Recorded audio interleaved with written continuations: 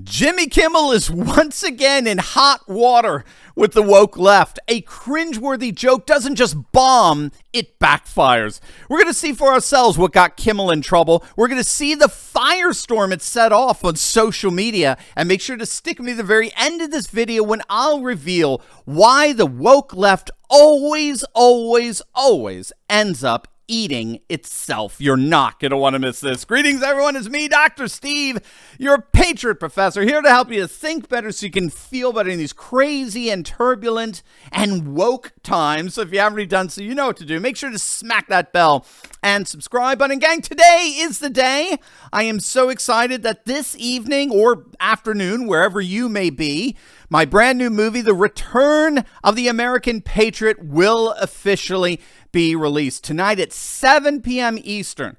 I'll be live celebrating this premiere with the writer, the director, and the executive producer of the movie. And this is your final chance to join us online for our huge streaming premiere. So last chance, gang. Click on that link below and join me tonight for a movie made by Patriots for Patriots that will inspire you like never before. All right, gang, let's dive right in here. This has got to be one of the most delicious examples of ironic justice imaginable. Jimmy Kimmel, the ultra-leftist late-night clown who despises ultra-MAGA Republicans. He regularly mocks and ridicules those who love faith, family, and freedom.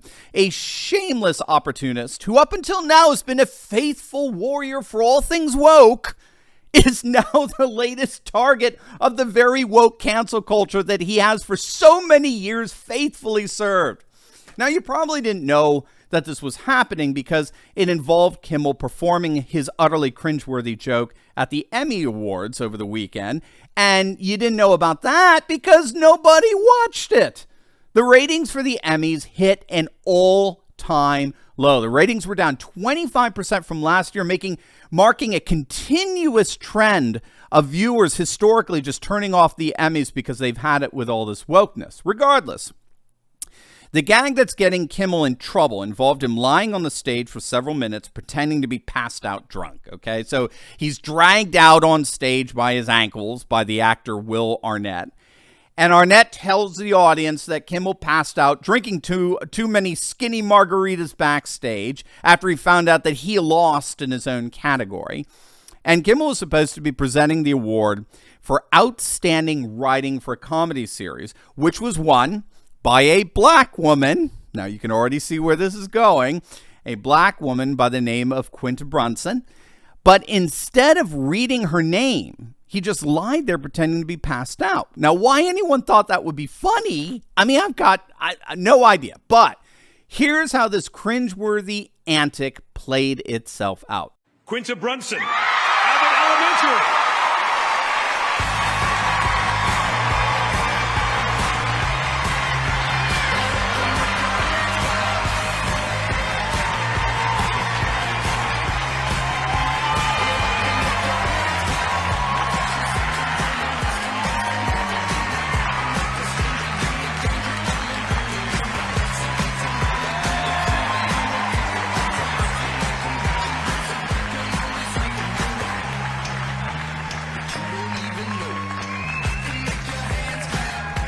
Jimmy, wake up, I won.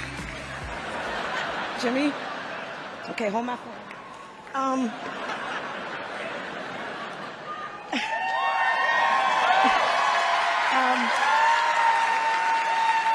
My goodness.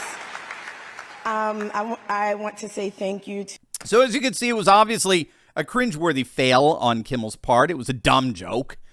Whoever thought this was even remotely worth doing, I don't know. I mean, this was, and in a healthy, empathetic society, we would leave it at that, right? It was a dumb joke. But then again, if we lived in a healthy society, we wouldn't have Jimmy Kimmels in the first place.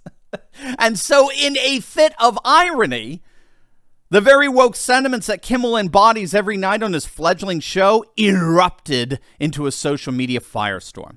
Within minutes of the failed gag, #CancelKimmel started trending on Twitter. Social media posts started popping up all over the place, accusing Kimmel of white privilege, of narcissistically trying to steal the spotlight from a talented black actress and writer. In other words, even though this was Brunson's moment, no question, all right, having won in her category, giving a very gracious acceptance speech, even though this was her moment to shine, Kimmel decided to make it about him. Even CNN was insulted, offended by the fact that Brunson had to actually physically step over Kimmel to receive her award. Others use this occasion to remind us of Kimmel's past racial antics, such as twice doing blackface and his repeatedly using the N-word in a Christmas rap CD a number of years back. All of these past embarrassments have started coming back to haunt him. And so obviously Kimmel is doing everything he possibly can to try to make amends. He's trying desperately to appease the gods of wokeness, pulling his best version of Jimmy Swaggart, publicly apologizing to Brunson and to everyone and anyone who was offended by this total performative fail. So what should we make of all of this? What on earth is going on? Well, at one level, it's of course sad that so many immediately rush to judge Kimmel on the basis of identity politics rather than just being an idiot. He's not being judged as a person or a performer as an individual. He's being judged by so many based on the group he's been assigned to by radically woke leftists. Perhaps the single most pernicious aspect of identity politics is the way in which leftists actually impose upon us our own identities. The color of our skin, our gender, our religion, our sexuality. These are the categories that are given an arbitrary and absolute primacy by leftist activists and academics. Forget the fact that each and every person can be categorized in literally innumerable ways. Jordan Peterson has pointed that out. He likes to use the leftist obsession with the 1%, right? The most privileged, richest 1% of our population. They're the ones responsible for all our problems. There's just one problem with that view. As Peterson notes, if you're making $32,000 or more a year, you are part of the 1% of the world's population. You!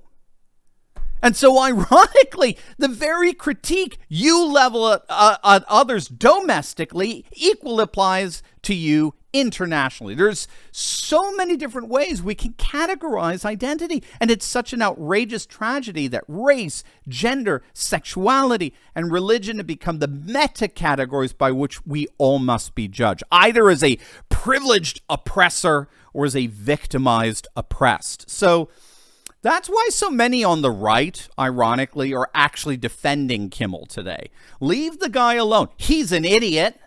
He's obviously not funny. He's not very talented. He's confused. He's an opportunist. He's a narcissist. But why the hell do you have to call him a racist?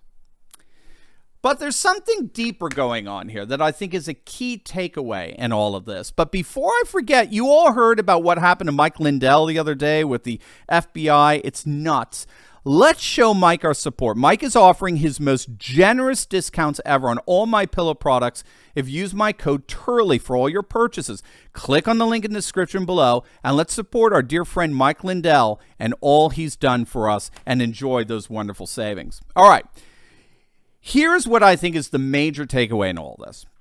When you have an entire belief system built on resentment, right? When your entire worldview is actually grounded in animosity and indignation, as is woke culture, woke cancel culture, you don't have to be a genius to figure out that eventually that worldview is going to start eating itself.